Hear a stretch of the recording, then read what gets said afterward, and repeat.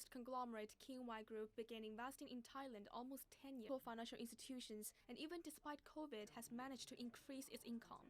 Hardly surprising that the group's vice chairman is attending the APEC CEO Summit this year. The company is primarily involved in the insurance business in Thailand, and in 2016, it made its debut on the Stock Exchange of Thailand.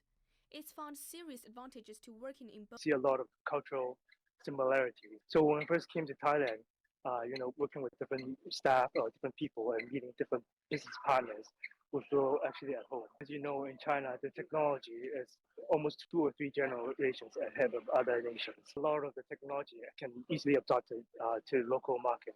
And Thailand, the mobile usage is one of the top amongst the world. And this provides the base for a lot of technology innovations, and especially for us in the insurance technology sector. And actually, we have a lot of partners in China who are helping us to, implement the technologies locally.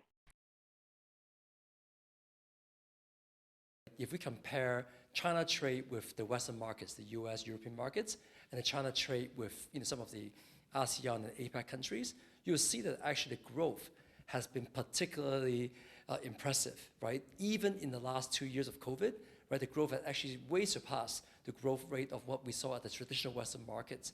I have talked to a lot of Chinese CEOs recently. Chinese entrepreneurs feel quite positive that they know how to get to the consumers in these markets, especially through digital.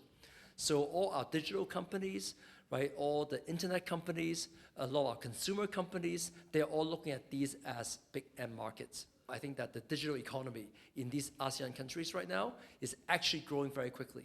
So they see that, not only is there a market, but my value add, my value proposition right now is actually quite important for them. In 5 or 10 years' time, I think a lot of Chinese companies will have a good percentage, 20-30% of the business that will be actually in the APEC world. From China to Southeast Asia, there will be a large construction parts, parts like and green power vehicles.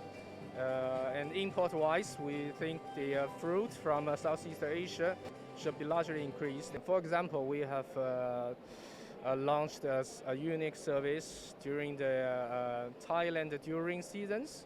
In the future, we will consider to launch more these unique services from Vietnam and Cambodia to China to help them to import more fresh fruits.